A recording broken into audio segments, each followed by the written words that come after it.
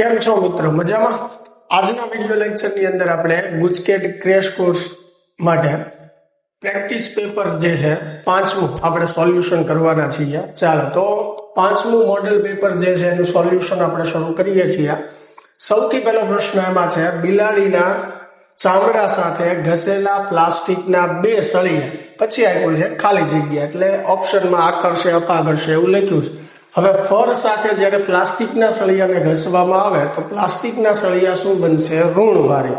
હવે એ બે પ્લાસ્ટિકના સળિયા જો એકબીજાની નજીક લાવવામાં આવે તો એકબીજાને શું કરશે? અપાકર્ષે. એટલે એકબીજાને અપાકર્ષે. હવે જો એને ફરની નજીક લઈ જવામાં આવે તો ફર ધન ભારિત હોય, પ્લાસ્ટિક ઋણ ભારિત હોય, એટલે એ આકર્ષે ફરને. એટલે ઓપ્શન બી જે છે એ આપણો સાચો જવાબ થશે.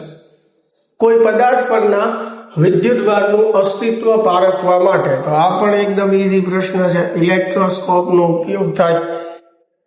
ચાલો એની પછી ત્રીજો પ્રશ્ન છે, 3 સેન્ટીમીટર અંતરે રાખેલા બે નાના ગોળાઓ છે. આ ગોળાઓ વચ્ચે 10⁻⁹ ન્યૂટન જેટલું અપાકર્ષણ બળ લાગે છે. તો દરેક ગોળા પર વધારાના સરખી સંખ્યાના ઇલેક્ટ્રોન કેટલા હશે? એટલે આપણે ગોળા પર ઇલેક્ટ્રોનની સંખ્યા મેળવવાની. હવે બે ગોળા વચ્ચે લાગતા બળનું સૂત્ર આપણે મેળવીએ. બળનું સૂત્ર લખીએ તો F = kq²/r². આમાંથી પહેલા q ને સૂત્રનો કરતા બનાવીએ તો F × r² છેદમાં શું આવશે? k. તો q² બરાબર, હવે F એટલે બળ, બંને વચ્ચે બળ કેટલું લાગે છે? 10⁻⁹ જેટલું. R એટલે બંને વચ્ચેનું અંતર, તો બંને વચ્ચેનું અંતર કેટલું આપેલું છે? 3 સેન્ટીમીટર. બરાબર, એટલે 3 × 10⁻², પણ વર્ગ છે એટલે આપણે 2 વાર લખશું. ચાલો છેદમાં શું આવશે? k ની કિંમત, તો k એટલે 9 × 10⁹. ક્લિયર? ચાલો તો 3 તેરી 9 અને નીચે 9 છે એ કેન્સલ થઈ જશે. તો q² બરાબર જે છે શું થશે? ઉપર તો કાંઈ નથી વધતું એટલે એક જ આવવાનું. હવે ઘાતની વાત કરીએ તો -19 ને -2, બરોબર, એટલે -21 ને -2 -23, અને -9 જે છે ઉપર આવશે એટલે +9, એટલે આવી રીતે થશે -19 -2 અને +9 ઉપર આવશે એટલે -9. એટલે બધી ઘાતનો આપણે સરવાળો જ કરવાનો છે. તો 21 ને 23 ને 32 થશે. ટોટલ ઘાત જે છે એ કેટલી થશે? 10⁻32. હવે વર્ગમૂળ કાઢીએ એટલે 1 × 10⁻16. ચાલો તો આ આપણને વિદ્યુતભાર મળ્યો. હવે આપણને શું પૂછ્યું છે? સંખ્યા. તો સંખ્યા મેળવવા માટે n = q/e, આ સૂત્ર છે તે આપણી પાસે. q જે છે એ કેટલું આવ્યું? 1 × 10⁻16.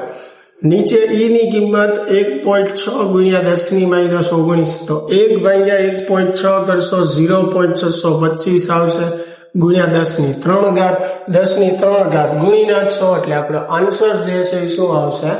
625. ચાલો એની પછી જે છે R, 2R અને 3R ત્રિજ્યાના 3 સમકેન્દ્રીય ગોળાઓ પરનો વિદ્યુતભાર અનુક્રમે Q1, Q2 અને Q3 છે. એવું જાણવા મળ્યું છે કે બધા ગોળાઓની બહારની સપાટી પર સમાન વિદ્યુતભાર ઘનતા, એટલે એની પૃષ્ઠ ઘનતા જે છે એ સમાન છે. તો ગોળાઓ પરના વિદ્યુતભાર Q1, Q2 અને Q3 વિદ્યુતભારનો ગુણોત્તર કેટલો થાય? હવે સમજો ત્રણેય માટે પૃષ્ઠ ઘનતા જે છે એ સમાન છે. હવે પૃષ્ઠ ઘનતાનું સૂત્ર શું થાય? q/a, a એટલે ક્ષેત્રફળ. તો પહેલા ગોળા માટે શું આવશે? 4πr. હવે એવી જ રીતે બીજા ગોળા માટે Q2 4π, એની ત્રિજ્યા જે છે કેટલી છે? 2r, એટલે 2r² આવશે. એવી રીતે ત્રીજા માટે એટલે Q3 4π અને અહીંયા 3r². ચાલો સામે 4π કેન્સલ થઈ જશે, r² કેન્સલ, એટલે અહીંયા Q1/1 વધશે, અહીંયા Q2 2 એટલે 4, પછી અહીંયા 3 જે છે એ 9. આપણને કીધું છે ત્રણેય માટે ગુણોત્તર, તો અહીંયાથી ખબર પડી જાય કેટલો આવશે? 1/4/9. બાકી નહીતર તમે ચેક કરી શકો, Q1/Q2 લ્યો, Q2/Q3 લ્યો અને Q1/Q3. તો પણ ખ્યાલ આવી જશે, પણ અહીંયાથી જ દેખાય છે એટલે 1/4/9 આવશે. બરોબર. ચાલો એની પછી જે છે પાંચમો પ્રશ્ન, એક્સ અક્ષની દિશામાં સમાન વિદ્યુત ક્ષેત્ર હોય તો. ચાલો વિદ્યુત ક્ષેત્ર જે છે એ એક્સ અક્ષની દિશામાં આપ્યું છે. આ એક્સ અક્ષ છે, આપણો વાય અક્ષ, આ ઝેડ અક્ષ, અને વિદ્યુત ક્ષેત્ર જે છે એક્સ અક્ષની દિશામાં. તો તેના સમસ્થિતિમાન પૃષ્ઠો ખાલી જગ્યા સમતલને સમાંતર હોય. હવે આપણને ખ્યાલ છે કે સમસ્થિતિમાન પૃષ્ઠને વિદ્યુત ક્ષેત્ર જે છે હંમેશા કેવું હોય? લંબ હોય. તો વિદ્યુત ક્ષેત્ર લંબ ક્યારે થશે? જો આપણું સમસ્થિતિમાન પૃષ્ઠ વાય ઝેડ સમતલમાં હોય તો જ એને લંબ થશે. એટલે આપણો જવાબ જે છે એ શું આવશે? વાય ઝેડ સમતલને સમાંતર હોય ત્યારે. ચાલો એની પછી જે છે આકૃતિમાં દર્શાવેલું નું સમતુલ્ય કેપેસિટન્સ જે છે એ મેળવવાનું છે. ચાલો થોડીક આકૃતિ જે છે એ તમને વ્યવસ્થિત કરીને દર્શાવું છું. અહીંયા જે છે એ આપણને બે પ્લેટ આપેલી છે. બંને પ્લેટ વચ્ચેનું અંતર જે છે આપણને ડી આપેલું છે. બરાબર. વચ્ચે જે છે આપણે બે અલગ અલગ ડાઇલેક્ટ્રિક અચળાંક વાળા પદાર્થ મૂકીએ, K1 અને K2. બરાબર. એટલે વચ્ચે આપણે એક પ્લેટ મૂકીએ, અથવા તો આ જે બે પ્લેટો આપણને મૂળ આપેલી છે એની વચ્ચે આવી રીતે આપણે બે અલગ અલગ ડાઇલેક્ટ્રિક અચળાંક ધરાવતા દ્રવ્યો કે પદાર્થો જે છે એ મૂકીએ છીએ. તો આ એક અલગ ભાગ થઈ જશે, આ એક અલગ ભાગ, એટલે કે આ બંને ભાગ એક અલગ કેપેસિટર તરીકે વર્તશે. અને આ ભાગનું જે કેપેસિટન્સ જે ક્ષેત્રફળ જે છે આ પ્લેટનું A/2, સમગ્ર પ્લેટનું ક્ષેત્રફળ આપણે A ગણીએ તો એનાથી અડધાનું A/2 થશે. એવી રીતે આ બાકીના ભાગનું શું થશે? A/2. તો હવે આ જે ભાગ છે એ એક કેપેસિટર તરીકે વર્તશે. એનું કેપેસિટન્સ મારે લખવું હોય તો C1 બરાબર K1 ε0 A/2/D. બરાબર. કેમ કે ડાઇલેક્ટ્રિક હોય ત્યારે કેપેસિટન્સ K ગણું થાય, એની જગ્યાએ A/2 આવશે. હવે આટલા ભાગની પ્લેટનું ક્ષેત્રફળ A/2, પણ અંતર તો D જ છે. તો K1 ε0 A/2D આમ થશે. સેમ એવી રીતે બીજા ભાગ માટે લખશું તો K2 ε0 A/2D. આ બંને કયા જોડાણમાં થશે? સમાંતર. તો સમાંતરમાં ટોટલ કેપેસિટન્સ મેળવવું હોય તો બેનો શું કરવો પડે? સરવાળો.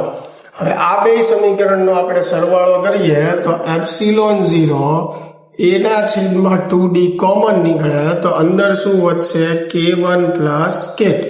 ચાલો તો એવો ઓપ્શન છે કે નહીં એ આપણે ચેક કરીએ. હા, પહેલો જ ઓપ્શન છે. જો ε0 A/2D કૌંસમાં K1 પ્લસ K2. એની પછીનો પ્રશ્ન 7મો, 3×10⁻⁷ ઓહ્મ ઇન્ટુ મીટર અવરોધકતા વાળા.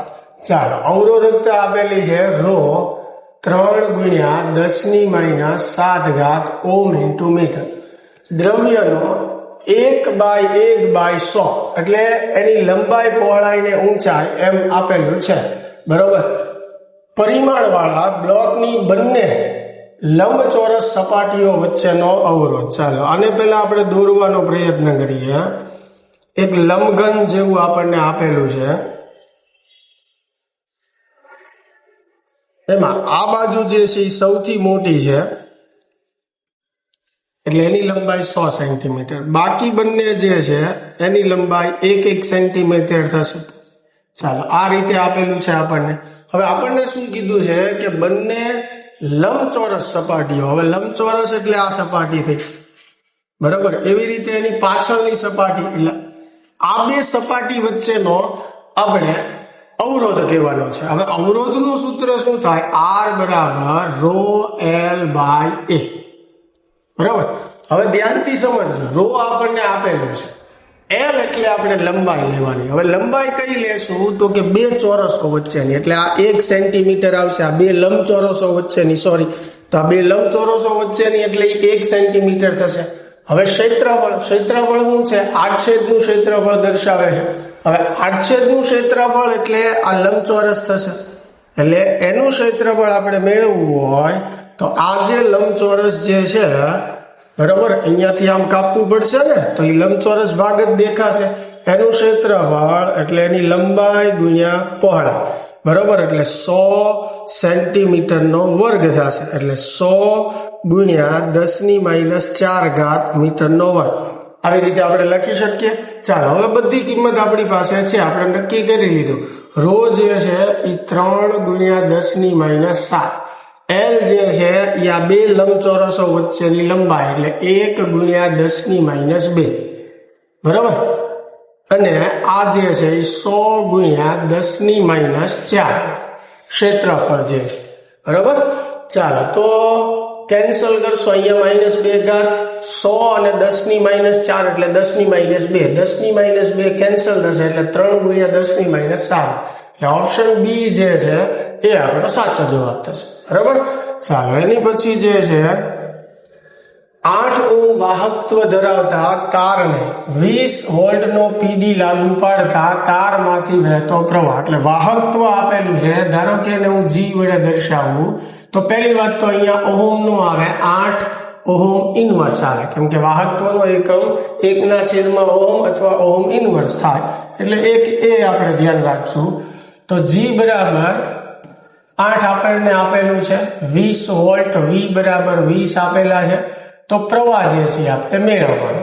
તો આપણને ખ્યાલ છે અવરોધના વ્યસ્તને આપણે શું કહીએ છીએ? વાહકત્વ કહીએ છીએ. એટલે જી નું સૂત્ર શું થશે? I/V થશે. તો I જોતું હોય તો V ગુણ્યા G થશે. V કેટલું છે? 20 છે. G જે છે કેટલું છે? 8. તો 8 દુ 16 એટલે 160 એમ્પિયર. એટલે ઓપ્શન ડી જે છે આપણો સાચો જવાબ થશે. એની પછી 9મો પ્રશ્ન, વાહક ધાતુના આડછેદનું ક્ષેત્રફળ અડધું કરવામાં આવે તો ઇલેક્ટ્રોનનો ડ્રિફ્ટ વેગ. હવે I બરાબર આપણી પાસે સૂત્ર છે NeAVD. તો VD ને સૂત્રનો કરતા બનાવો તો I/માં શું થાય? NeA. તો VD સમપ્રમાણમાં શું થશે? 1/A થશે. એટલે આડછેદના ક્ષેત્રફળના વ્યસ્ત સંબંધમાં થશે. ક્ષેત્રફળ વધશે તો VD ઘટશે. હવે અહીંયા આડછેદનું ક્ષેત્રફળ અડધું કરવામાં આવે છે એટલે કે ઘટે છે. તો એ ઘટે છે તો V જે છે એમાં શું થશે? વધારો થશે. બરાબર, કેમ કે ક્ષેત્રફળ અડધું થાય છે તો ડ્રિફ્ટ વેગમાં વધારો. હવે આ એક્ઝેક્ટ અડધું કરવામાં આવે તો આ બે ઉપર જશે એટલે આપણને ખબર છે કે ડ્રિફ્ટ વેગ જે છે એ વધશે અને કેટલો થશે? બમણો થશે. એટલે આપણો જવાબ જે છે એ શું આવશે? બી આવશે, બમણો થશે. ચાલો એની પછી 10મો પ્રશ્ન, વિદ્યુત પ્રવાહધારિત ગુચડાને નિયમિત ચુંબકીય ક્ષેત્રમાં મૂકતા તે તેના સમતલમાં એવી રીતે ગોઠવાશે કે જેથી ખાલી જગ્યા. હવે તમે જુઓ, જ્યારે નિયમિત ચુંબકીય ક્ષેત્રમાં આપણે કોઈ પ્રવાહધારિત ગુચડું અથવા ચુંબકીય ડાયપોલ મોમેન્ટ મૂકીએ તો એના ઉપર લાગતું પરિણામી બળ શૂન્ય હોય, પણ એના પર ટો બરાબર mb sin થીટા જેટલું ટોર્ક લાગે. બરાબર, જ્યાં થીટા જે છે એ m અને b વચ્ચેનો ખૂણો છે. તો ટોર્ક લાગશે, પણ જ્યારે m અને b વચ્ચેનો ખૂણો જે છે એ 0 થશે, m અને b વચ્ચેનો ખૂણો જે છે એ 0 થશે, ત્યારે ટોર્ક 0 થઈ જશે. અને ટોર્ક 0 થઈ જશે તો લૂપ સંતુલન અવસ્થામાં આવી જશે. તો લૂપ જ્યારે સંતુલન અવસ્થામાં આવશે ત્યારે ચુંબકીય ક્ષેત્ર જે છે એની સાથેનું સમતલ કઈ રીતે ગોઠવાયેલું હશે? તો સમજો તમે, દાખલા તરીકે આ બે ચુંબકીય ધ્રુવો છે. આ એનો ઉત્તર ધ્રુવ છે, આ દક્ષિણ ધ્રુવ છે. એટલે N થી S તરફ આપણે B ની દિશા બતાવીએ. હવે લૂપ જે છે આવી રીતે સમતલમાં રાખેલી છે અને આ એમાંથી પસાર થતો પ્રવાહ આવી રીતે છે, બરોબર. તો લૂપ જ્યારે આવી રીતે હશે ત્યારે એની ડાયપોલ મોમેન્ટ જે છે અંદર તરફ હશે એમ, અને ચુંબકીય ક્ષેત્ર આ બાજુ. એટલે અત્યારે M અંદર તરફ છે અને B આ દિશામાં. એટલે ટોર્ક મેક્સિમમ લાગે. ટોર્ક લાગવાના લીધે લૂપ ફરશે. બરોબર, હવે જ્યારે લૂપ ફરતા ફરતા આવી રીતે થશે તો એ કેસમાં તમે જોશો કે લૂપ જ્યારે આવી રીતે થશે આમ, ત્યારે એની ડાયપોલ મોમેન્ટ જે છે M આ દિશામાં થશે, ચુંબકીય ક્ષેત્ર પણ એ દિશામાં થશે. M ની દિશા કેમ નક્કી કરાય? પ્રવાહની દિશામાં આંગળી વાળો એટલે અંગૂઠાની દિશામાં તમને M ની દિશા મળે. તો ટોર્ક લાગશે, પછી લૂપ જે છે ફરશે અને ફરતા ફરતા જ્યારે M અને B વચ્ચેનો ખૂણો 0 થશે ત્યારે ટોર્ક જે છે 0 થઈ જશે. એટલે હવે લૂપ જે છે એ અહીંયા સ્થિર થઈ ગઈ. હવે લૂપ જ્યારે સ્થિર થઈ ગઈ ત્યારે તમે જોઈ શકો કે લૂપનું સમતલ જે છે એ ચુંબકીય ક્ષેત્રને કેવું છે, લંબ રહેલું છે. જો લૂપનું સમતલ ચુંબકીય ક્ષેત્રને કેવું છે, લંબ છે. એટલે ઓપ્શન ડી જે છે એ આપણો સાચો જવાબ છે. એની પછી 11મો પ્રશ્ન, વિદ્યુત પ્રવાહ આધારિત નાની લૂપ નાના ચુંબકની માફક વર્તે છે. જો તેનું ક્ષેત્રફળ a અને ચુંબકીય ચાક માત્રા m હોય તો લૂપમાંથી પસાર થતો પ્રવાહ. ચાલો, લૂપ માટે ડાયપોલ મોમેન્ટનું સૂત્ર m બરાબર શું થાય, ia. તો i બરાબર શું થશે, m/a. ઓપ્શન એ એકદમ ઈઝી. ચાલો, માથા પરથી પસાર થતા વીજળીના તારમાંથી 90 એમ્પિયર પ્રવાહ પૂર્વથી પશ્ચિમ દિશા તરફ વહે છે. હવે ધ્યાનથી સમજીએ આને. આ દક્ષિણ હોય, આ ઉત્તર હોય, તો આ બાજુ જે છે એ પૂર્વ અને આ બાજુ જે છે એ પશ્ચિમ. હવે માથા પરથી જે તાર પસાર થાય છે એમાં પ્રવાહની દિશા પૂર્વથી પશ્ચિમ તરફ, એટલે પ્રવાહ જે છે I આ દિશામાં આપણને આપેલો છે, પૂર્વથી પશ્ચિમ તરફ. આ તારથી 1.5 મીટર નીચે ચુંબકીય ક્ષેત્રનું મૂલ્ય. ચાલો, અંતર આપેલું છે તો તાર માટે ચુંબકીય ક્ષેત્રનું સૂત્ર શું થાય, μ0I/2πr. હવે μ0 જે છે 4π × 10⁻⁷ એને ગુણ્યા I. પ્રવાહ કેટલો પસાર થાય છે એમાંથી 90 એમ્પિયર, બરાબર. 2π r જે છે અંતર કેટલું આપેલું છે, 1.5. એટલે આ બધાનું તમે સાદું રૂપ આપી દેશો તો જવાબ આવશે 1.2 × 10⁻5 ટેસ્લા. હવે 4 ઓપ્શનમાં એ તો લખેલું જ છે, પણ સાથે સાથે આપણે દિશા કહેવાની છે. હવે દિશા માટે ધ્યાનથી તમે સમજો કે આવી રીતે પ્રવાહ પસાર થતો હોય પૂર્વથી પશ્ચિમ, તો પ્રવાહની દિશામાં હું અંગૂઠો રાખું તો આંગળીઓ આવી રીતે વળશે. પહેલા તો દિશા સમજો. આ પૂર્વ છે, આ પશ્ચિમ છે, અંદરની તરફ ઉત્તર છે અને તમારી સમક્ષ જે છે દક્ષિણ. ઉપર તરફ ઉત્તર નથી, બરાબર. એ તો અહીંયા 2D માં દોર્યું હોય એટલે દિશા તો આપણે જેમ રોજ લઈએ છીએ એમ જ લેવાની છે. એટલે આ પૂર્વ, પશ્ચિમ, આ ઉત્તર અને તમારે તરફ જે છે એ દક્ષિણ જશે. તો હવે આ આપણો તાર છે, પ્રવાહની દિશામાં આંગળીઓ વાળું એટલે અહીંયા બંધ વક્રો આવી રીતે ફરતા હશે. હવે આપણને કીધું છે તારથી નીચે, તો અહીંયા વક્રો આમ ભરે છે એટલે અહીંયા સ્પર્શક દોરવું એટલે એ તમારા તરફ આવશે અને તમારા તરફની દિશા કઈ છે, દક્ષિણ, બરાબર. એટલે આપણો જવાબ જે છે એ બી આવશે, બરાબર. વેલ્યુ તો એની 1.5 × 10⁻5 ટેસ્લા, 1.2 ગુણ્યા, અને તારની ઉપર ક્યાં આવશે, સોરી, તારની નીચે દક્ષિણ તરફ. એટલે એ જે છે એ આપણો ઓપ્શન થશે, કેમ કે તારથી 1.5 મીટર નીચે આપણને પૂછ્યું છે, બરોબર.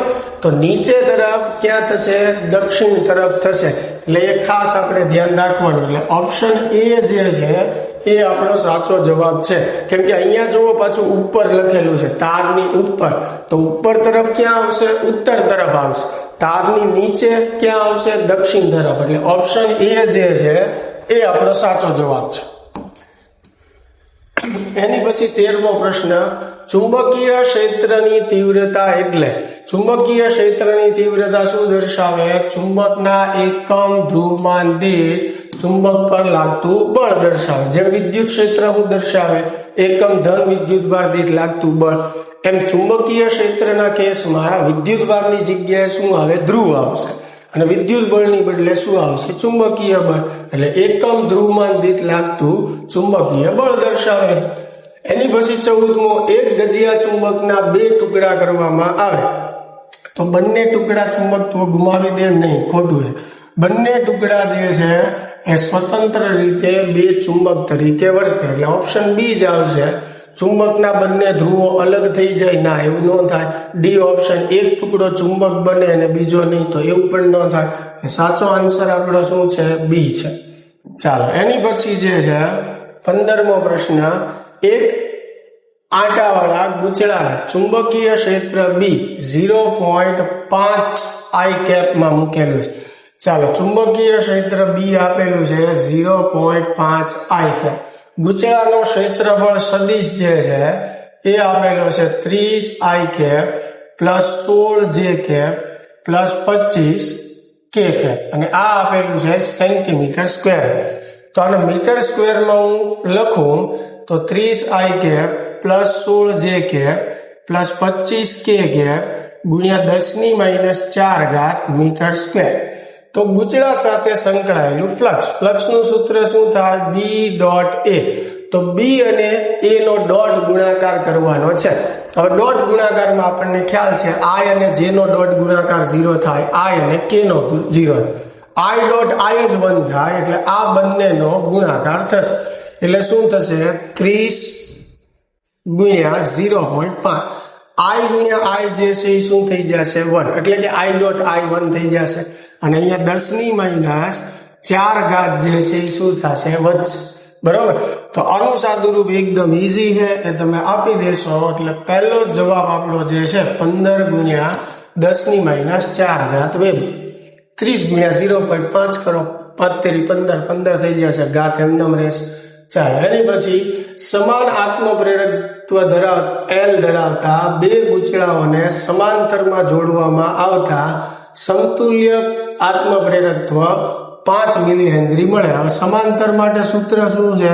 L1L2 છેદમાં L1 પ્લસ L2. આ સમાંતર માટેનું સૂત્ર છે. ત્યારે સમતુલ્ય કેટલું મળે છે? 5 મિલી હેનરી. તો L નું મૂલ્ય કેટલું? એટલે કે 1 નું મૂલ્ય કેટલું છે? હવે સીધું ઈઝી છે, બેની કિંમત સરખી લઈએ L તો ઉપર L² થશે, નીચે L વત્તા L એટલે 2L થશે, બરાબર 5. L કેન્સલ, બરોબર. 1 L ઉપર વધશે, 2 ગુણાઈ જશે, તો L બરાબર જવાબ શું આવશે? 10 મિલી હેનરી. ચાલો, તો ઓપ્શન સી જે છે આપણો સાચો જવાબ થશે.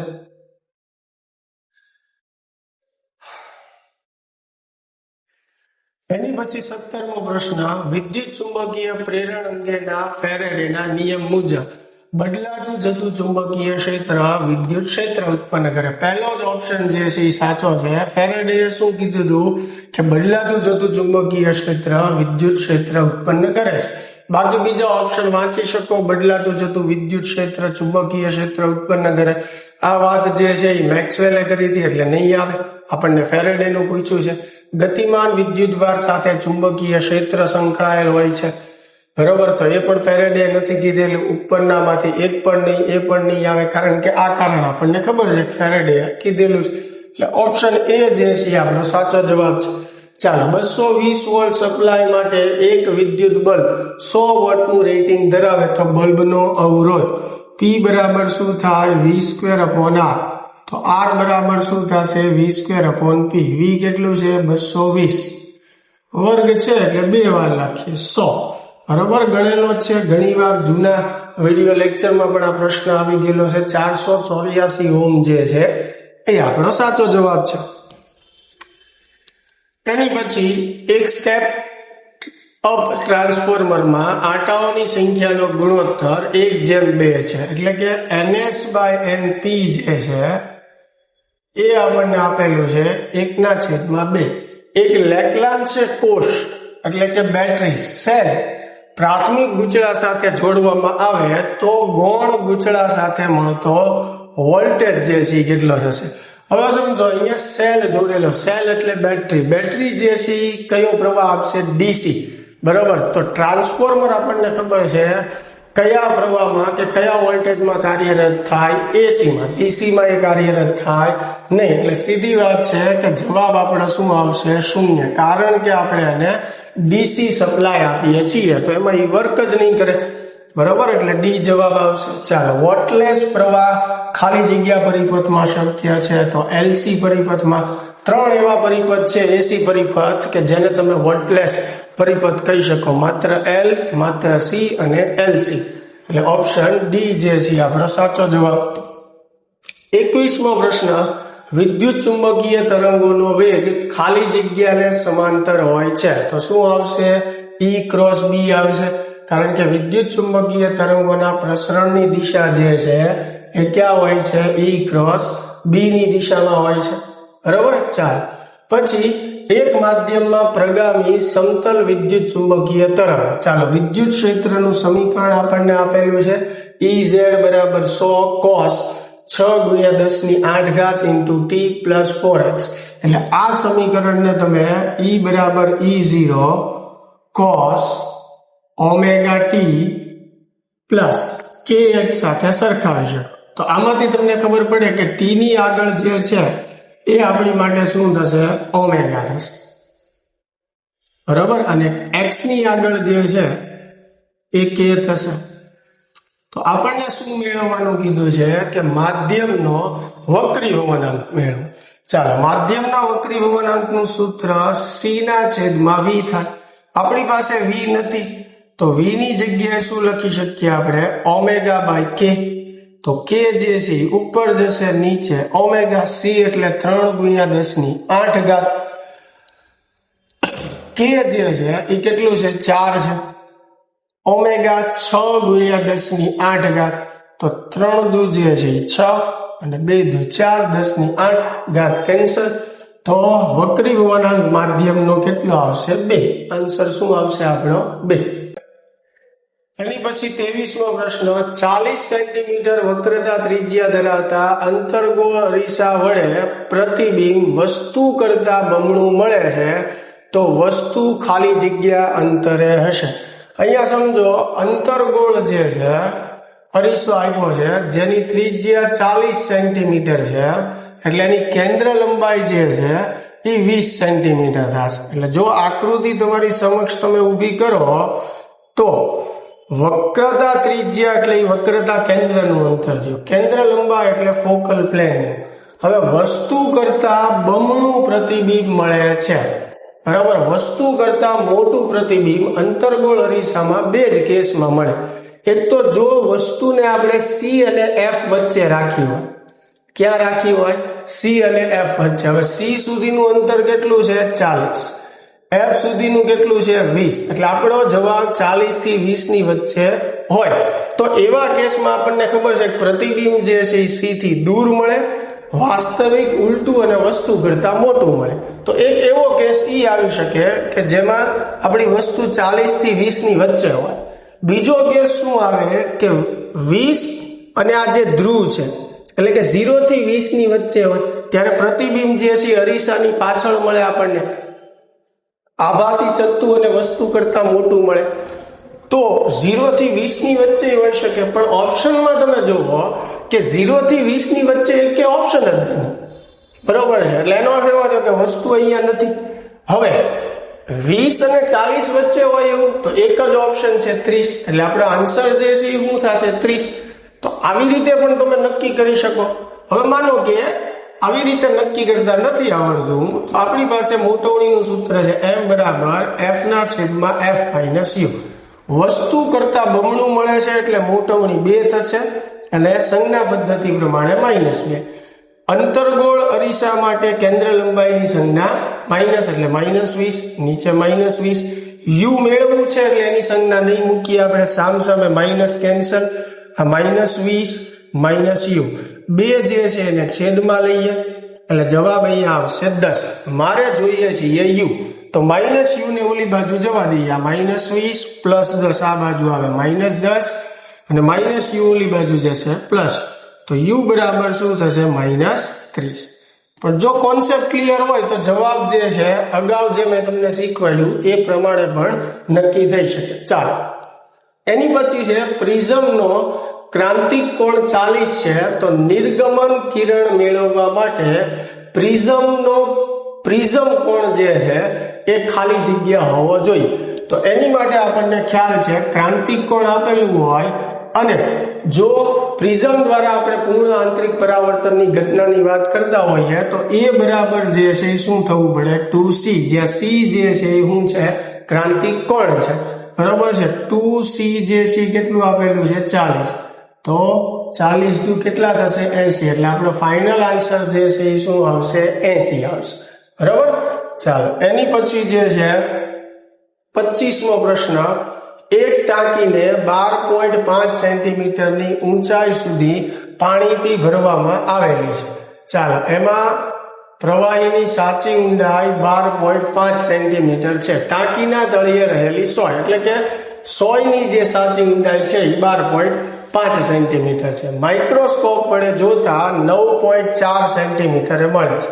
ચાલો, ક્યાં મળે છે આપણને? 9.4 સેન્ટીમીટર અંતરે. તો પાણીનો વક્રી વળાંક કેટલો હશે? એટલે N1 જે છે 1 થશે અને N2 પાણીનો વક્રી વળાંક મેળવવાનો છે. આપણી પાસે સૂત્ર છે HI/HO is equal to N1/N2. તો N2 ને સૂત્રનો કરતા બનાવું હું, બરોબર, તો શું થશે? HO/HI એને ગુણ્યા N1. ચાલો, આમાં બધી કિંમત મૂકીએ તો આ 12.5, N1 1 અને HI જે છે 9.4, એટલે N2 તમને કેટલું મળશે? 1.33. તો પહેલા પ્રશ્નનો જવાબ જે છે આપણો 1.33. હવે ચારે ઓપ્શનમાં પાણી માટે 1.33 જ આપેલું છે, એટલે હજી બીજો જવાબ એ નક્કી કરવો પડશે આપણે કે જો 1.63 વક્રી વળાંક ધરાવતા પ્રવાહીને પાણીના બદલે એટલી જ ઊંચાઈ સુધી ભરવામાં આવે તો 100 પર ફરીથી માઇક્રોસ્કોપને કેન્દ્રિત કરવા માટે કેટલા અંતરે ખસેડવું પડે? ચાલો, હવે આ જ પ્રયોગમાં આપણે શું કરવાનું છે? 1.63 વક્રી વળાંક વાળું પ્રવાહી લેવાનું. તો સૌથી પહેલું એની માટે આપણે આભાસી ઊંડાઈ મેળવીએ તો સૂત્ર શું થશે? N1/N2 ગુણ્યા HO. તો N1 જે છે આ જે છે 1.63, કેમ કે N2 જે છે કેટલું આપણે લેવાનું છે? 1.63 અને HO એટલે સાચી ઊંડાઈ જે છે કેટલી છે? 12.5 છે. ચાલો, તો એ 12.5 જે છે એ આપણી માટે સાચી ઊંડાઈ છે. તો 12.5 ભાગ્યા આપણે 1.63 જે છે કરીએ તો કેટલું મળશે આપણને? 6.7 જેવું મળશે.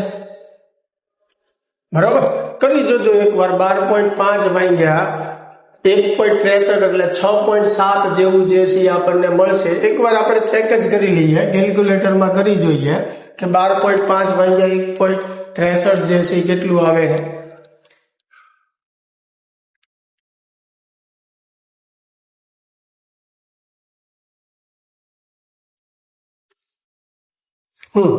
એટલે 6.7 નહીં પણ 7.7 જે છે એટલું આવશે. બરોબર, એટલે કે હવે એ સોય કેટલા અંતરે દેખાશે? 7.7 સેન્ટીમીટર અંતરે. એટલે માઇક્રોસ્કોપને આપણે 7.7 સેન્ટીમીટરે કેન્દ્રિત કરવું પડશે. હવે ધ્યાનથી સમજો, એને શું પૂછ્યું છે કે કેટલું ખસેડવું પડશે? તો સૌથી પહેલા ક્યાં કેન્દ્રિત કરેલું હતું? 9.4. બરોબર, ત્યાંથી હવે ક્યાં લઈ ગયા? 7.7. તો કેટલું ખસેડવું પડ્યું? તો કે 2 ની બાદબાકી જેટલું.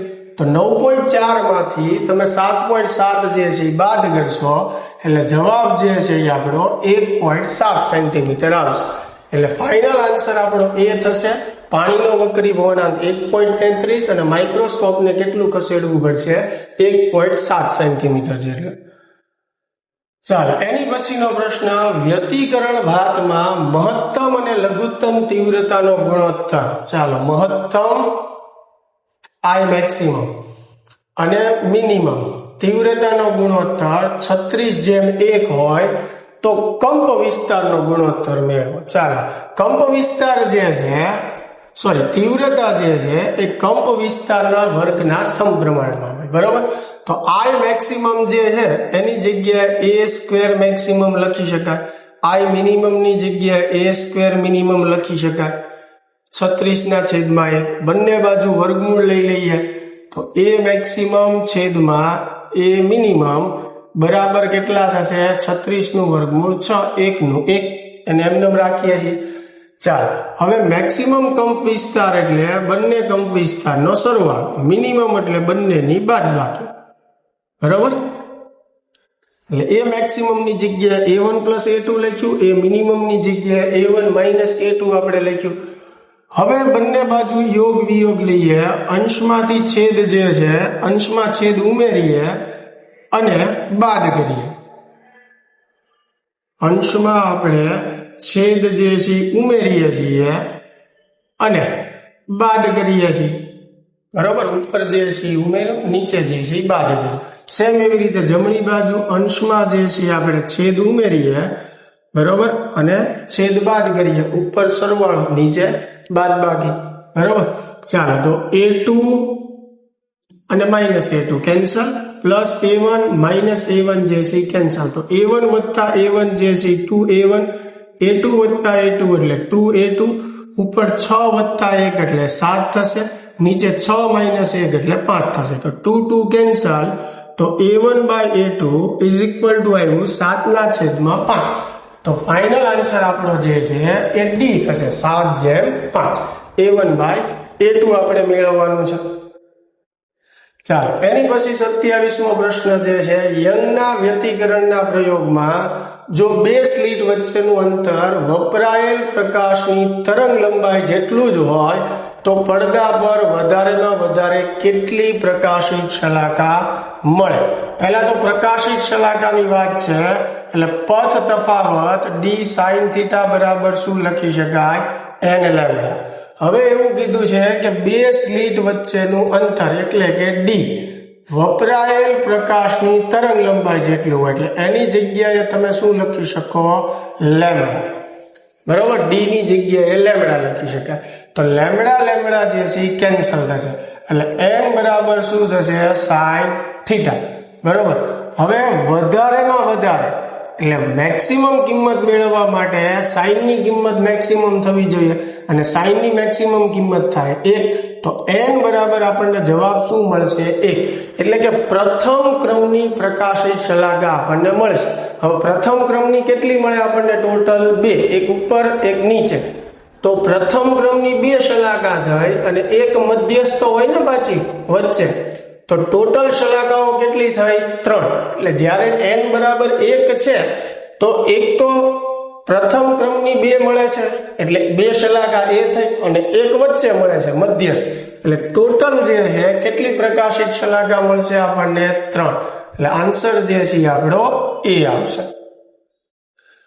એની પછી વ્યતિકરણ શલાકાઓ માટે નીચેનામાંથી શું ખોટું છે? ખોટું શું છે એ આપણે કહેવાનું. ચાલો, સૌથી પહેલું, શલાકાઓ તરંગ અગ્રના મર્યાદિત ભાગના લીધે મળે છે. પહેલો જ ઓપ્શન જે છે એ આપણો જવાબ છે, કેમ કે તરંગ અગ્રના મર્યાદિત ભાગથી આપણે વિવર્તનમાં ભણતા વિવર્તન રચાય. આપણને પૂછ્યું છે વ્યતિકરણ માટે, એટલે પહેલો જ ઓપ્શન જે છે એ આપણો સાચો જવાબ છે, એટલે કે વ્યતિકરણ માટે એ ખોટું છે એમ.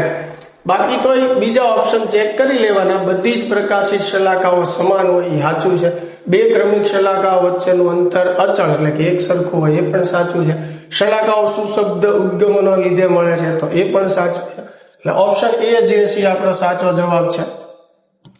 એની પછી 29મો પ્રશ્ન, જો ટંગસ્ટન અને સોડિયમનું કાર્ય વિધેય, ચાલો ટંગસ્ટન જે છે Φt કહીએ, એનું કાર્ય વિધેય 4.5 ઇલેક્ટ્રોવોલ્ટ હોય, અને સોડિયમનું કાર્ય વિધેય જે છે એ 2.3 ઇલેક્ટ્રોવોલ્ટ હોય.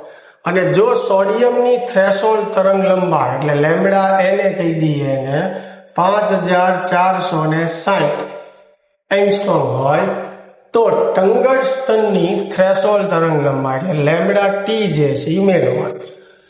ચાલો, તો આપણી પાસે ફાઈ નું સૂત્ર છે, સીધો ગુણોત્તર જ લઈ લઈએ. ફાઈ બરાબર શું થશે? hc/λ0. ટંગસ્ટન માટે આપણે લેમ્બડા ટી લખશું. એવી રીતે સોડિયમ માટે શું લખશું? hc/λn. તો ફાઈ ટી છેદમાં ફાઈ n બરાબર hc કેન્સલ, લેમ્બડા n છેદમાં શું થશે? Lambda T. શું મેળવવાનું છે આપણે? Lambda T.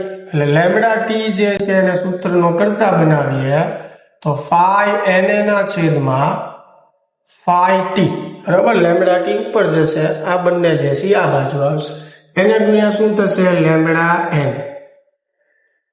ચાલો, તો ફાઈ n કેટલું આપેલું છે? 2.3. ફાઈ ટી જે છે કેટલું આપેલું છે? 4.5. અને લેમ્બડા n જે છે એ કેટલું આપેલું છે? 5460 એંગસ્ટ્રોમ. જવાબ જે છે ડાયરેક્ટ આપણને એંગસ્ટ્રોમમાં જ મળશે, અને આનું સાદું રૂપ આપશો એટલે આપણો જવાબ આવશે 2701 91 એંગસ્ટ્રોમ એટલે 2790 પોઈન્ટ સમથિંગ આવશે, એટલે એને તમે નિયર અબાઉટ કરીને 2791 એંગસ્ટ્રોમ જે છે એ કહી શકો.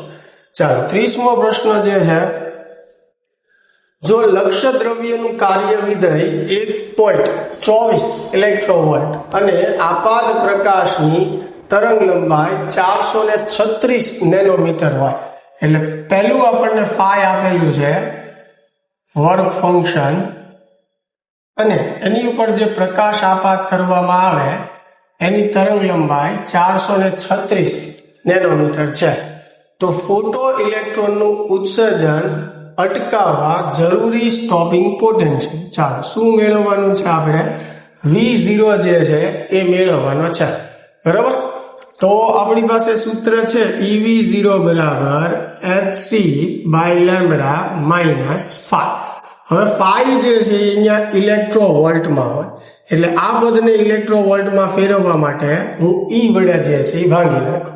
બરાબર, તો EV0 બરાબર અહીંયા બધા પદની આપણે કિંમત મૂકી દઈએ, તો h જે છે એ 6.63 ગુણ્યા 10⁻34, c જે છે 3 ગુણ્યા 10⁸, લેમ્બડા જે છે કેટલું આપેલું છે 436 નેનો, E જે છે 1.6 ગુણ્યા 10⁻19 માઇનસ પાઈ જે છે 1.24 ઇલેક્ટ્રોવોલ્ટ. ચાલો, તો અહીંયા જે છે આ પદનું તમે સાદુરૂપ આપશો એટલે એનો જવાબ ઇલેક્ટ્રોવોલ્ટમાં આવશે. રેડી? અને એ જે જવાબ આવે એમાંથી 1.24 ઇલેક્ટ્રોવોલ્ટ બાદ કરવાનું, એટલે EV0 બરાબર 1.6 ઇલેક્ટ્રોવોલ્ટ આવશે. આ આખાનું સાદુરૂપ શું આવશે 1. સામે E કેન્સલ થશે, એટલે ફાઇનલ આપણો જવાબ છે સ્ટોપિંગ પોટેન્શિયલ માટે 1.6 વોલ્ટ આવશે. સાદુરૂપ આપવામાં ખાસ ધ્યાન રાખજો. 31મો પ્રશ્ન, લેઝર વડે 6×10⁻14 હર્ટ્ઝ આવૃત્તિનો એકરંગી પ્રકાશ ઉત્પન્ન થાય છે. ઉત્સર્જાયેલ પાવર 2×10⁻³ વોટ છે, તો પ્રકાશની કિરણાવલીમાં રહેલા ફોટોનની ઉર્જા કેટલી હશે? ચાલો, ફોટોનની ઉર્જા માટેનું સૂત્ર થાય E બરાબર h, તો h જે છે 6.63 ગુણ્યા 10⁻34, f જે છે 6×10⁻14. બરાબર, તો આ બધાનું સાદુરૂપ તમે આપી દેશો એટલે ફાઇનલ જવાબ જે છે આપણો શું આવશે B, 39.8 ગુણ્યા 10⁻20 આવશે, અને ફેરવી નાખશો એટલે B ઓપ્શન આવી જશે. ચાલો, હાઇડ્રોજન પરમાણુમાં nમી બોહર કક્ષામાં રહેલા ઇલેક્ટ્રોનનો કોણીય વેગ નીચેનામાંથી કોના સમપ્રમાણમાં હોય છે? તો V સમપ્રમાણમાં શું હોય છે 1/n, એટલે ઓપ્શન C જે છે એ આપણો સાચો જવાબ છે. અગાઉના પેપરમાં આપણે એનું સાદુરૂપ અને સોલ્યુશન પણ સમજેલા છીએ. ચાલો, એની પછી હાઇડ્રોજન પરમાણુમાં ઇલેક્ટ્રોનની સ્થિતિ ઉર્જા, એટલે સ્થિતિ ઉર્જા આપેલી છે આપણને U બરાબર -e²/4πε0r. તો ગતિ ઉર્જા કેટલી છે? સ્થિતિ ઉર્જા કરતા ગતિ ઉર્જા જે છે અડધી હોય અને ધન હોય, તો આનું અડધું કરશો એટલે છેદમાં કેટલા આવી જશે 8. બરોબર, અને ધન જવાબ. ચાલો, e²/8πε0r, એટલે ઓપ્શન B જે છે આપણો સાચો જવાબ. હાઇડ્રોજન પરમાણુમાં તેનું આયનીકરણ કરવા માટે 13.6 ઇલેક્ટ્રોવોલ્ટ ઉર્જાની જરૂર પડે છે, તો n બરાબર 2 માંથી ઇલેક્ટ્રોનને ઉત્સર્જિત કરવા માટે કેટલી ઉર્જાની જરૂર પડે? બીજી કક્ષાની ઉર્જા આપણે જોતી હોય તો આપણી પાસે કુલ ઉર્જાનું આ સૂત્ર છે E બરાબર -13.6/n². હવે બીજી કક્ષા માટે n બરાબર 2 મૂકીએ એટલે 2 નો વર્ગ 4, એટલે જવાબ આવશે -3.4. તો બીજી કક્ષાની બંધન ઉર્જા એટલી થશે. જો એમાંથી આપણે ઇલેક્ટ્રોનને મુક્ત કરવો હોય તો એટલી જ ઉર્જા બહારથી આપવી પડે, એટલે આપણો જવાબ +3.4 ઇલેક્ટ્રોવોલ્ટ થશે. ચાલો, એની પછી 35મો પ્રશ્ન, ન્યુક્લિયસની સરેરાશ ત્રિજ્યા પરમાણુ દળાંકના ખાલી જગ્યા હોય. સરેરાશ ત્રિજ્યાનું સૂત્ર શું છે? R બરાબર R0 a⁻⁴. તો તો આપણને ખબર પડે કે r સમપ્રમાણમાં a⁴ એટલે ઘનમૂળ, a ના ઘનમૂળના સમપ્રમાણમાં છે એટલે C ઓપ્શન આવશે. 36મો પ્રશ્ન, હાઇડ્રોજનના ન્યુક્લિયસની બંધન ઉર્જા કેટલી હશે? ચાલો, તો એની બંધન ઉર્જા જે છે એ શું થશે? 0. શું કામ? કારણ કે આપણને પૂછ્યું છે હાઇડ્રોજન માટે. હવે બંધન ઉર્જા શું છે? તો કે પ્રોટોન અને ન્યુટ્રોનને છૂટા પાડવા માટેની ઉર્જા. હવે હાઇડ્રોજનની અંદર એક જ પ્રોટોન હોય છે, ન્યુટ્રોન હોતો જ નથી, તો એને છૂટા પાડવા માટે કોઈ ઉર્જાની જરૂર જ નથી પડતી, એટલે જવાબ શું આવશે? 0 આવશે. ચાલો, 37મો પ્રશ્ન, એક પરમાણુ દળાંક A બરાબર 240 અને ન્યુક્લિયોન દીઠ બંધન ઉર્જા 7.6 મેગા ઇલેક્ટ્રોવોલ્ટ વાળા ન્યુક્લિયસનું પરમાણુ દળાંક A બરાબર 120 અને ન્યુક્લિયોન દીઠ બંધન ઉર્જા 8.5 મેગા ઇલેક્ટ્રોવોલ્ટમાં વિભાજન થાય છે, તો આ પ્રક્રિયામાં મુક્ત થતી ઉર્જા ગણો. હવે સમજો કે કોઈ તત્વ છે X, બરાબર, જેનો પરમાણુ દળાંક જે છે કેટલો છે? 240 છે, અને ન્યુક્લિયોન દીઠ એની બંધન ઉર્જા જે છે એ 7.6 મેગા ઇલેક્ટ્રોવોલ્ટ છે પ્રતિ ન્યુક્લિયોન, બરાબર. હવે એનો ક્રમાંક નથી ખબર એટલે નથી લખતા. હવે આ જે તત્વ છે એ બે તત્વોમાં વિભાજિત થાય છે, X1 આવી રીતે, બરાબર. અહીંયા રકમમાં લખ્યું નથી, પણ ખાસ સમજો કે આ જે X તત્વ છે એ સરખા એવા બે તત્વોમાં વિભાજિત થાય છે, જેનો પરમાણુ દળાંક જે છે કેટલો છે? 120 છે. તો આ પ્રક્રિયામાં કેટલી ઉર્જા ઉત્પન્ન થાય? હવે સૌથી પહેલા આની મારે ટોટલ ઉર્જા જોતી હોય તો 240 ગુણ્યા મારે શું કરવું પડે? 7.6 કરવું પડે, બરાબર. કારણ કે એક ન્યુક્લિયોનની ઉર્જા કેટલી આપી છે? 7.6.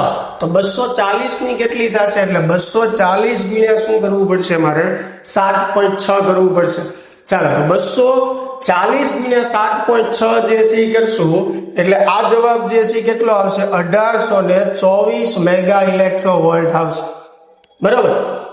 હવે એમાંથી આ બે સરખા ન્યુક્લિયસ બને છે, એમાંથી એકનું જે પરમાણુ દળાંક જે છે કેટલો છે? 120, અને એક ન્યુક્લિયોનની ઉર્જા કેટલી છે?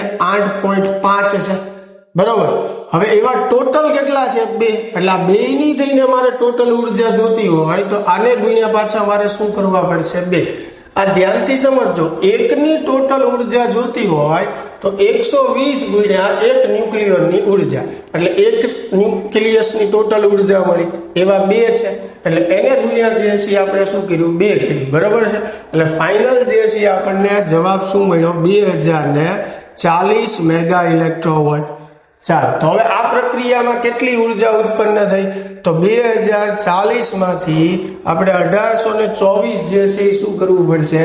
બાદ કરવું પડશે. તો 2040 માંથી 1824 તમે બાદ કરશો એટલે ફાઇનલ તમને જવાબ મળશે 216 મેગા ઇલેક્ટ્રોવોલ્ટ. ચાલો, આગળ વધીએ. N પ્રકારના સિલિકોન માટે નીચેનામાંથી કયું સાચું છે? ફરીના પ્રશ્ન રિપીટ થાય છે. હોલ માઇનોરિટી વાહકો હોય અને પેન્ટાવેલેન્ટ પરમાણુ જે છે એ ડોપેન્ટ્સ હોય, બરાબર. ચાલો, એનાથી આગળ જે છે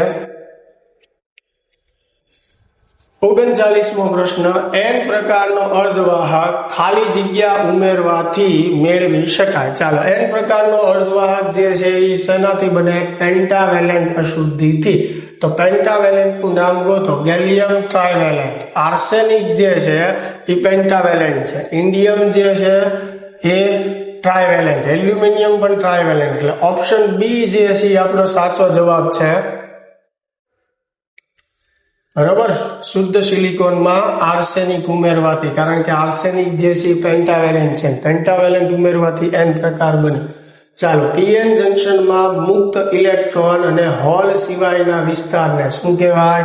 ડેપ્લેશન સ્તર કહેવાય. આપણને ખ્યાલ છે PN જંક્શનમાં P અને N, તો આ હોલનો મેજોરિટી વિભાગ, આ ઇલેક્ટ્રોનનો, વચ્ચે અહીંયા જે આ ભાગ રચાય એને આપણે શું કહેતા? ડેપ્લેશન સ્તર. એટલે જવાબ જે છે એમાં શું આવશે? C. તો વિદ્યાર્થી મિત્રો, પ્રેક્ટિસ પેપર નંબર 5 હતું. આશા છે કે આપણને પ્રશ્નો અને એનું સોલ્યુશન વ્યવસ્થિત સમજાતું હશે. જો આપણને કોઈ તકલીફ જણાતી હોય સમજવામાં અથવા તો વિડીયો લેક્ચરમાં, તો ખાસ આપ કોમેન્ટ કરીને જણાવશો, તો એ પ્રમાણે આપણે સુધારો કરશું વિડીયો લેક્ચરની અંદર, જેથી કરીને આપને વધારે હેલ્પફુલ થાય. તો મળીએ હવે નેક્સ્ટ લેક્ચરમાં.